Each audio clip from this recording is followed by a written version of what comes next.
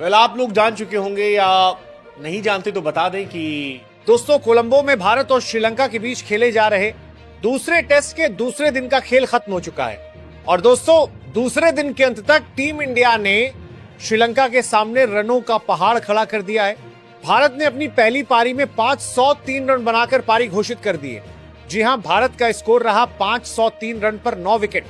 और अब सबसे बड़ी बात, दूसरे दिन का खेल खत्म होने के बाद श्रीलंका की टीम भारत से 503 रन पीछे है। यानी भारतीय टीम ने अपनी पहली पारी में ऐसा विशाल स्कोर खड़ा कर दिया है जिससे अब श्रीलंका के बल्लेबाजों पर जबरदस्त दबाव आ गया है। आइए आपको बताते हैं दूसरे दिन की पूरी कहानी। दूसरे दिन भारतीय पारी को आगे बढ़ाने की जिम्मेदारी थी ऋषभ पंत और ध्रुव जुरेल के कंधों पर, और इन दोनों बल्लेबाजों ने श्रीलंकाई गेंदबाजों को जमकर परेशान किया। ऋषभ पंत ने शानदार बल्लेबाजी करते हुए 63 रन बनाए।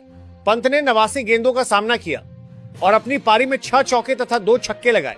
लेकिन दोस्तों इसके बाद मैदान पर ऐसा बल्लेबाज आया जिसने श्रीलंकाई गेंदबाजों की परेशानी और बढ़ा दी। नाम है ध्रुव जुरेल। ध्रुव जुरेल ने शानदार अंदाज में बल्लेबाजी करते हुए 115 रन की नाबाद पारी खेली। 177 गेंदों पर 115 रन, 9 चौके और 2 शानदार छक्के। सबसे बड़ी बात, जुरेल अंत तक नाबाद रहे।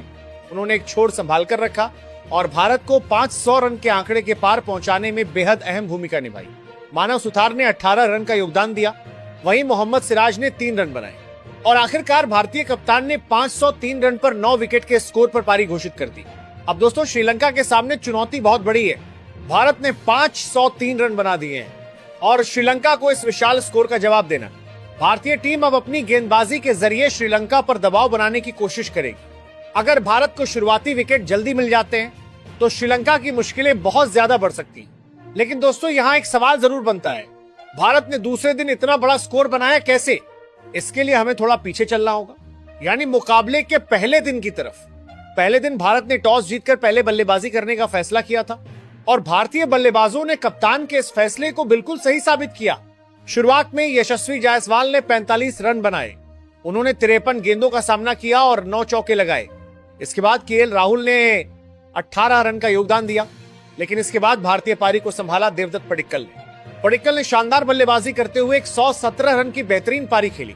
उन्होंने 193 गेंदों का सामना किया और अपनी पारी में 12 चौके लगाए। ये पारी इसलिए भी महत्वपूर्ण रही क्योंकि उन्होंने एक छोर संभालकर भारतीय स्कोर को लगातार आगे बढ़ाया। इसके बाद कप्तान शुभमन गिल ने भी शानदार अर्धशतक लगाया। गिल ने 108 गेंदों पर 50 रन बनाए। उनकी पारी में 6 चौके शामिल रहे और इस तरह पहले दिन ही भारत ने श्रीलंका के खिलाफ एक मजबूत स्थिति बना ली थी। यानी दोस्तों पहले दिन नींव तैयार हुई और दूसरे दिन उसी नींव पर भारत ने रनों की पूरी इमारत खड़ी कर दी।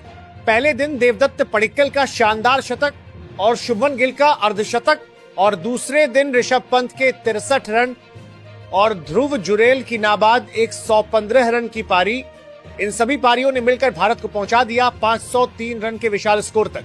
अब मुकाबला पूरी तरह भारतीय गेंदबाजों की तरफ मुड़ चुका है। भारत ने बल्ले से अपना काम कर दिया है। अब बारी है गेंदबाजों की। श्रीलंका के बल्लेबाजों को शुरुआत से ही संभल कर खेलना होगा, क्योंकि भारतीय गेंदबाज अगर शुरुआती झटका देने में कामयाब रहे तो श्रीलंका पर दबाव लगातार बढ़ता चला जाएगा। क्रिकेट में एक बार दबाव बनने के बाद उससे बाहर निकलना बिल्कुल आसान नहीं होता। भारत के पास अब इस मुकाबले में अपनी पकड़ और मजबूत करने का शानदार मौका है, लेकिन श्रीलंका भी अपनी जमीन पर खेल रहा है। इसलिए तीसरे दिन का खेल बेहद महत्वपूर्ण होने वाला है। क्या श्रीलंका के बल्लेबाज 503 रन के पहाड़ के सामने मजबूती से खड़े हो पाएंगे? क्या भारतीय गेंदबाज श्रीलंका की पारी को जल्दी समेट पाएंगे? और क्या ध्रुव जुरेल की शानदार 115 रन की नाबाद पारी भारत को इस मुकाबले में बड़ी बढ़त दिलाने में कामयाब होगी? इन सभी सवालों के जवाब अब तीसरे दिन मिलेंगे। फिलहाल दूसरे दिन के अंत तक भारत 503 रन पर 9 विकेट और श्रीलंका के सामने रनों का विशाल पहाड़, यानी भारतीय बल्लेबाजों ने अपना काम कर दिया है।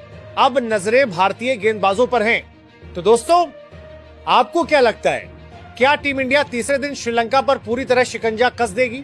अपनी राय कमेंट में जरूर बताइए। वीडियो पसंद आया हो तो लाइक करें, चैनल को सब्सक्राइब करें और क्रिकेट की हर बड़ी अपडेट के लिए जुड़े रहिए हमारे साथ। मिलते हैं अगले वीडियो में, तब तक के लिए धन्यवाद। जय हिंद।